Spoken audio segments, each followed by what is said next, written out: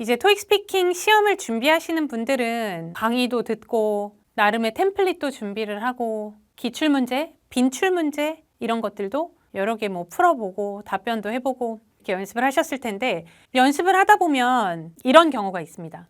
이게 60초 답변을 요구하는 그런 파트이잖아요.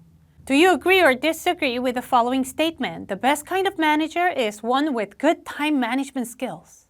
Give reasons or examples to support your opinion. 준비 시간은 45초예요. 45초 동안 준비를 하고 이게 끝나면 이제 60초 답변 시간입니다. 그래서 여기저기서 이제 뭐 이런저런 문제들을 해보고 답변을 해보고 이렇게 수차례 연습을 하시면서 나는 답변을 할 때마다 자꾸만 시간이 조금 남는다. 이러신 분들이 있을 거예요.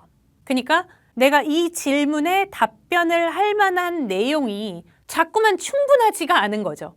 그래서 시간이 자꾸 한 10초가 남고 한 9초가 남고 반복적으로 그렇게 된다라고 할 경우에는 물론 중간에 들어가는 내용인 본론을 조금 더 불리는 연습도 하면 좋겠지만 그 연습까지 한다고 했는데도 자꾸만 시간이 남는 그런 상황을 경험하시는 분들은 서론 있죠. 아예 초반부터 조금 늘려가지고 가는 그런 방법도 하나 챙기시면 좋습니다.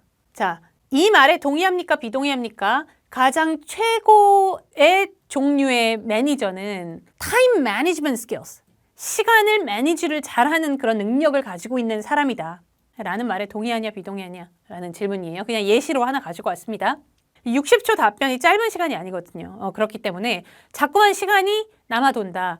이럴 경우에는 아예 초반부터 조금 뭐라 하면서 시간을 조금 더 끌어줄 수가 있는데요.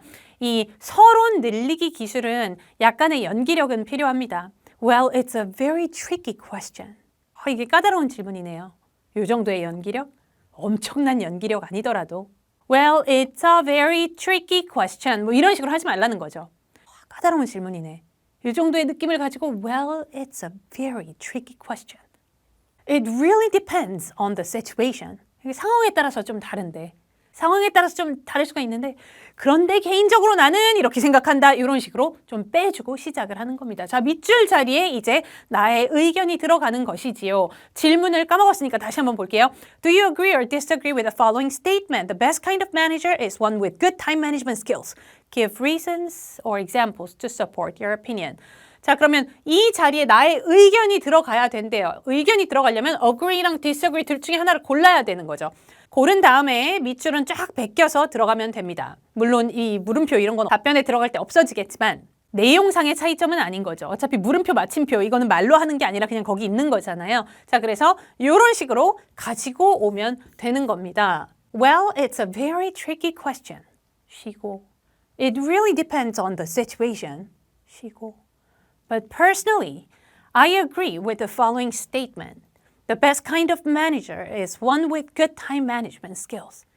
이런 식으로 해주면 벌써 서론에서 한 뭐 사람마다 말 속도마다 조금씩 다르겠지만 대략 한 15초 정도는 여기에서 땡기고 들어갈 수 있다는 거죠.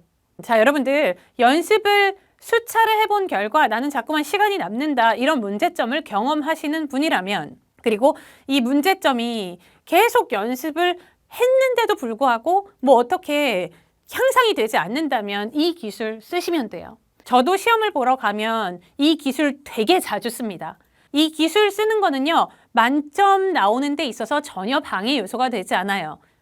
그렇다면 제가 여러분들한테 알려드리지 않겠죠. 그래서 이제 이런 거를 좀 챙기셔도 좋은데 아까도 말씀드렸듯이 이렇게 서론 늘리기 기술을 할 때에는 어느 정도 연기력, 너무 딱딱하게 너무 로봇처럼 하지 않게 이렇게 연습을 해주시고 자, 서론에 이 템플릿 들어가죠. I have a few reasons for this. 이렇게 생각하는 데는 여러 가지 이유가 있습니다. 요거까지 들어가주면 15초 조금 넘을 수도 있을 것 같아요. 그래서 초반부터 이렇게 좀 길게 해주면 본론에 대한 부담이 줄겠죠. 그래서 여러분들이 실제 시험에서 유용하게 활용을 하실 수 있는 이런 서론 늘리기 기술에 대해서 오늘 알려드렸습니다.